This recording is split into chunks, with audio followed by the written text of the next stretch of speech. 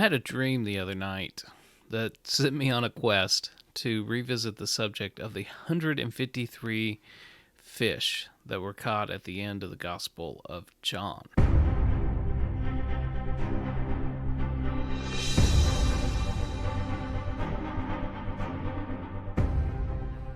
Well, I'm not claiming that that dream was from the Lord, but the dream that I had featured prominently 153, the number that is 153. Of course, my mind went back to the story in the Gospel of John, John chapter 21. You're probably familiar with it, where the disciples had been toiling through the night. They've been trying to catch fish in the night. This is after Jesus' resurrection. And Peter wants to go fishing again, so he gets the other disciples together.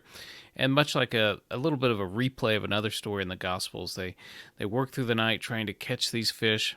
And it turns out that they're not being very successful. Jesus shows up on the scene, and as you know, they catch this great number of fish, and the net, unlike in the previous story that was similar, doesn't break. And we find in John chapter 21 and verse 11, it says, Simon Peter went up and drew the net up on the land full of great fish, 153. And though they were so many, the net was not rent. Now, the specificity of this number really gives us some pause. And it gives us pause for two reasons. One, John is quite fond of symbolism. The way that John has arranged his material, the way that he's structured it, the way that he's composed this beautiful gospel, there is a lot of symbolism in it and literary artistry. And so that doesn't take away from the literal truth that's communicated, but to say that you could read the Gospel of John over and over, and every time you read it, you'll find something new, a hidden gem in the Gospel of John. The second reason that we would think that this number 153 is significant is because elsewhere John uses rounded numbers. So even in the same story, so I already quoted verse 11, slide up a few verses to verse 8, and it says, And the other disciples came by the little boat, for they were not far from the land, but as it were about 200 cubits off, dragging the net of the fishes. And so he says about 200. He doesn't say precisely it was 215 cubits or 253 cubits. It was about 200. So he gives us rounded numbers. Likewise, in John chapter 11, he talks about Bethany being about 15 furlongs off. So he's not opposed to giving us rounded numbers. The question is, why wouldn't he just say they caught a lot of fish? They caught about 150 fish. They caught less than 200 fish. Why doesn't he give us a rounded number like he does in other places in his gospel? The specificity of 153 just piques our curiosity. Now, there have been a number of explanations which have been given to try to explain why John would give us the number 153. And I think there's four major positions that have been taken on this. And the fourth one is the one that we'll spend the most time on, which I think is the most interesting for our purposes. But let's go down the row here. Number one, there is a position that some people take. There's just no symbolism in it, no importance to be attached to the number 153. It's just, 153, that's how many fish there were. There's nothing here to see. Move on. Another position that's taken that you'll hear, and if you do very much research on this, you'll find out that the 153 is a triangular number. That is, and I'll try to display something on the screen so you can see this. Let's say if you took circles, right, and you started the bottom row with 17 circles or little dots. Then you went up the next row, 16 dots, and the next row, 15 dots. It would come up to, a singular dot at the end and make a nice triangle. But more than that, if you start with the number 1, you add it to the number 2, add it to the number 3, add it to the number 4, add it to the number 5, all the way up to the number 17, you add that all up, comes up to 153. So some people have tried to emphasize the completeness of this number. For example, Raymond Brown says this: triangular numbers were of interest both to Greek mathematicians and to the biblical authors. Thus, one may theorize that 153 is a numerical symbol for perfection, a symbolism helped by the fact that 17, the basic constituent, is made up by two numbers symbolic of completion, namely 7 and 10, numbers important in contemporary Jewish thought. So you can see how maybe the significance of that triangular number was interesting to some people. So this point wasn't lost on somebody like Augustine. Augustine spent some time with the number 17. He spent some time with the number 7 and 10, and he adds up various things that come up to 7 and 10. In fact, I'll leave a long quotation from Augustine in the description there if you want to see Augustine's view on that. I don't think too many scholars are too impressed by Augustine's counting. Some of these things involve things that developed later in church history. I don't find it persuasive at all. I think he's wrong about that, and I don't think there's really much use in spending much time in this video considering it. The only reason why it's important is that Augustine said it, and Augustine was pretty influential. So the third view that's out there, which I think is pretty interesting, is the view that takes an approach with what's called Gematria. And that is, people will go to a passage like Ezekiel 47. Now, Ezekiel 47 is a beautiful passage, and it tells us about this river that flows out from the temple. And I'll read a little portion of this. This is from Ezekiel 47, verse 9 through 10. I'll explain how Gematria works in just a second, but follow along here with me. And it shall come to pass that everything that liveth, which moveth, whithersoever the rivers shall come, shall live, and there shall be a very great multitude of fish, because these waters shall come thither. For they shall be healed, and everything shall live whither the river cometh. It shall come to pass that the fishers shall stand upon it, from Engedi even unto Eneglaim. They shall be a place to spread forth nets. Their fish shall be according to their kinds, as the fish of the great sea exceeding many. Now, how you're going to interpret Ezekiel 47 may differ. I mean, there's some people who are going to push all of that symbolism into the millennium, and some won't say it's symbolic at all. They'll see it mainly literally. There's some people who are going to take Ezekiel 47 and seeing even in the church age how rivers of living water have already begun to flow from a symbolic temple. I'll leave those questions aside for now, but just to say that many people have found that there are some resemblances between the wording of Ezekiel 47 and some of the wording of John 21. What's really notable is that both in Hebrew and Greek, Hebrew letters stand for numbers as well. And so in the first century, around Jesus' time, and before that, after that, people had fun with how some of these letters and names, their numerical value, if you added up, let's say the letter alpha standing for the number 1, and however it goes, however the name is written, you add up the various letters and you come up with a particular number. Well, what's interesting is that Engedi, which is one of the places that was named there, En is just from, the Hebrew word for spring. And the idea there is that adds up to the number 17 in Hebrew. And Eglaim, that adds up to 153. So you've got 17 and 153. And so some people have come to the conclusion that John was deliberately evoking to the minds of his readers, if they were diligent in their studies, that he was referencing in some way. Maybe not referencing, but at least you could hear some sort of echo of Ezekiel 47, the living waters and the great fish and the fishers, all of that imagery maybe being evoked in John chapter 21. It's a fascinating idea. I don't know, not saying that it's true, but it is an interesting fact. Now, the fourth position, which I think is the most interesting of all of these, comes down to us from Jerome. Jerome, as you may remember, brilliant scholar. He was the one who he knew Hebrew, he knew Greek, and he translated the Latin Vulgate, became the standard translation for the Roman Catholic Church. Jerome had an idea on this, and I think it's worth pursuing a little bit.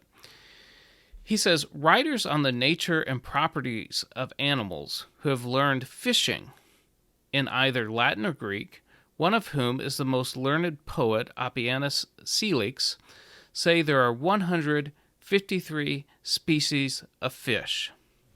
Now, you don't have to believe Jerome that there's 153 species of fish to take this idea seriously. That is, if it were circulating in John's day that there were 153 kinds of fish, species of fish, then this might have struck John the fisherman as a significant thing. So here they've hauled in the fish, they count them.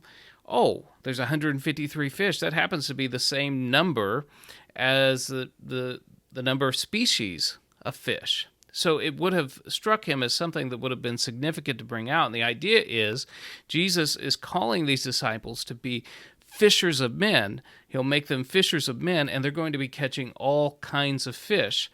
This would be a similar idea as the parable that we see in Matthew chapter 13 and verse 47. It says, again, the kingdom of heaven is like unto a net that was cast in the sea and gathered of every kind, which when it was full, they drew to shore and sat down and gathered the good into vessels, but cast the bad away. And so the idea is that they're catching fish of every kind. Now, what I want to point out here is that this idea is rejected out of hand by probably most scholars, at least the ones that I looked at. I want to give you an example of why scholars reject this view, and I want to zero in a little bit on what's happening here. So D.A. Carson, he's a good, careful scholar somewhere. His pillar commentary here. It's a very careful exegesis of the Gospel of John. I don't agree with everything, of course, but it's a very carefully done work. And he says this: Jerome cites the naturalist Appian, who he claims avers that there are 153 different species of fish.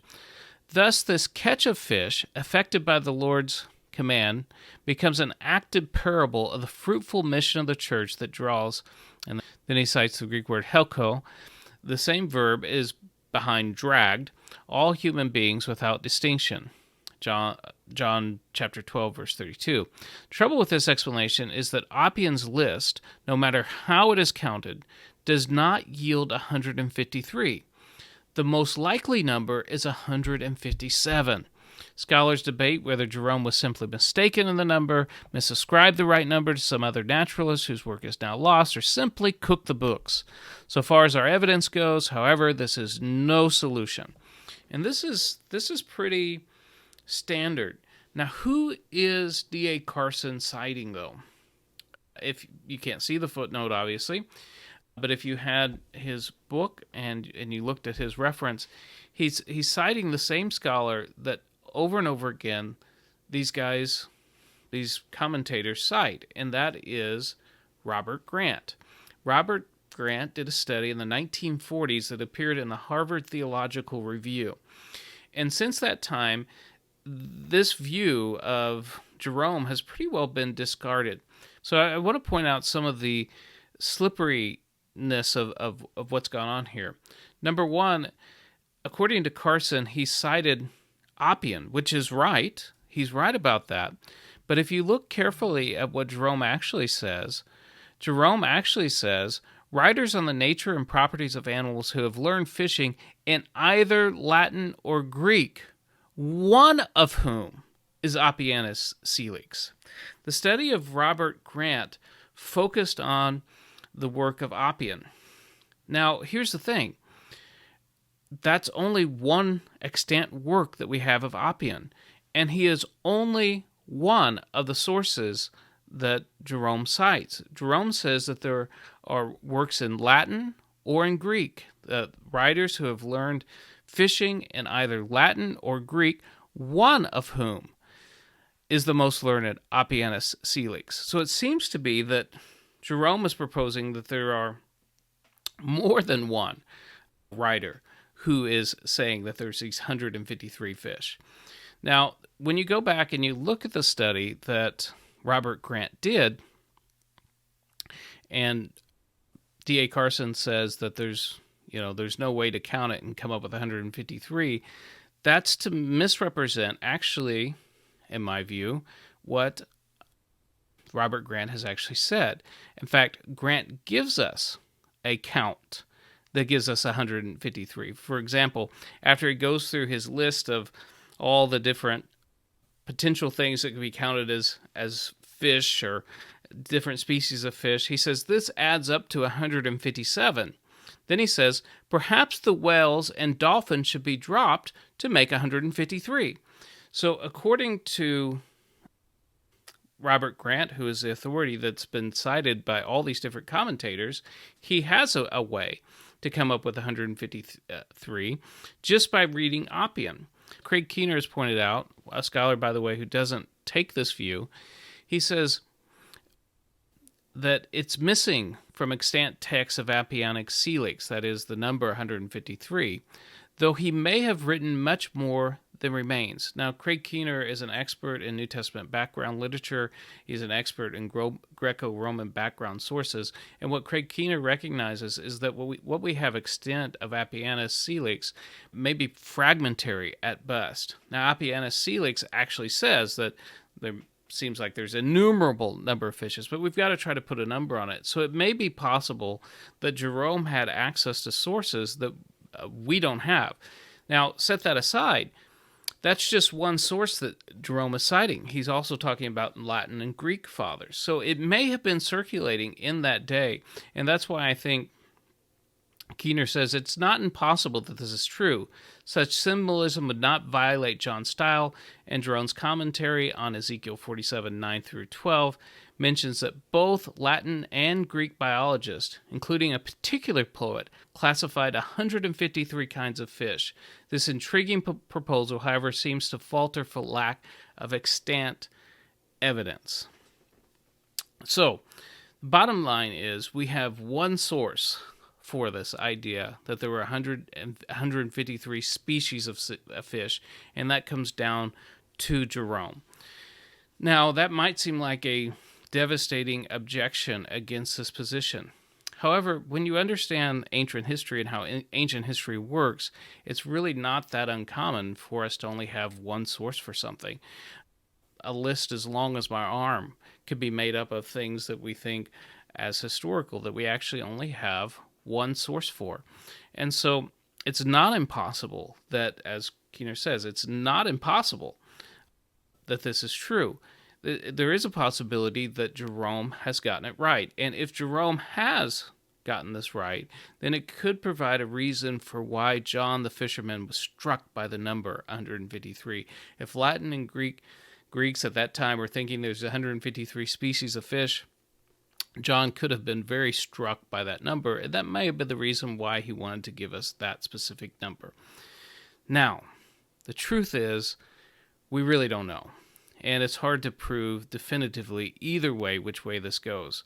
It may just indeed be that we have the very vivid memory of an eyewitness. And John is reminding us, just like he did for the man who sat at the pool and was waiting to be let down, that he was exactly 38 years old. It could be the fact that John just has a good memory and wants to give us the vivid details of it. In the end, I hope to see John on the other side of glory, and I'm going to ask him about the 153 fish. Did you mean something by that, John, or was it just a vivid memory of an eyewitness? Well, that's it for today. We'll see you on the next one.